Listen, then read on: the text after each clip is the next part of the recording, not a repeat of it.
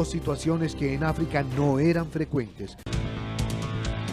Skin lightening, así se llama de manera pomposa a la vergonzante práctica de intentar blanquear la piel de personas a quienes no logra persuadir ningún argumento basado en la autenticidad, la fortaleza, la pureza o la belleza de la raza negra y se lanzan al uso de la técnica blanqueadora del skin lightening. Hay un montón de trabajo. Hay mucho trabajo por hacer para que estas mujeres puedan sentirse orgullosas. Who are you? You don't know. Don't tell me Negro, that's nothing. What were you before the white man named you a Negro? And where were you? And what did you have? What was yours? What language did you speak then? Where is your history? How did the man wipe out your history? What did the man do to make you as dumb as you are right now? But if you can't prove that a democracy is not hypocrisy, then don't put your hands on me. Democracy is hypocrisy. If democracy means freedom, why aren't our people free? If democracy means justice, why don't we have justice? If democracy means equality, why don't we have equality? Le premier des esclavagistes, c'est l'esclave. Parce que c'est lui-même qui décide d'être un objet au lieu de se libérer. Mais pourquoi l'esclavage a duré 400 ans? Vous pensez vraiment que c'est parce que l'esclavagiste était surpuissant? C'est que vous ne connaissez pas l'histoire. Vous ne connaissez pas l'histoire. Et je vous encourage tous à étudier.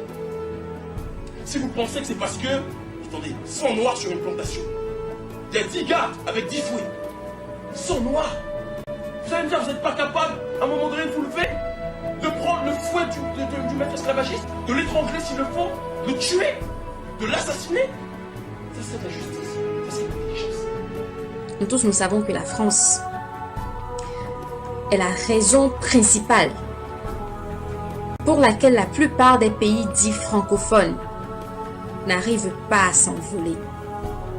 Et notre indépendance est une illusion.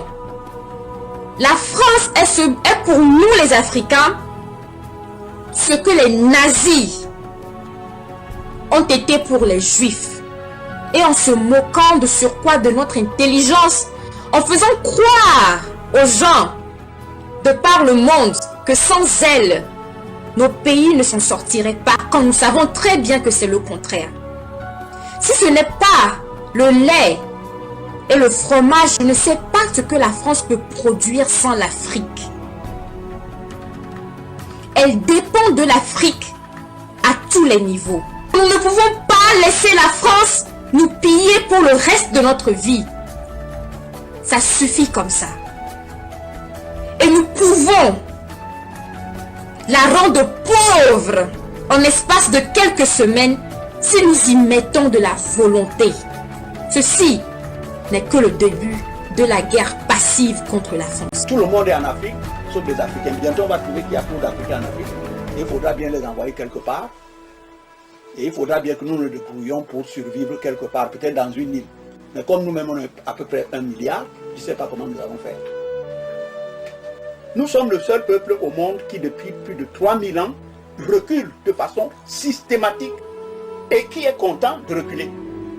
Chaque fois que nous organisons quelque chose, il faut toujours qu'il y ait quelqu'un qui vienne le saboter. Comme nous avons l'habitude, quand on demande aux gens de se réunir, non, il y a un petit zouk qui chante par là.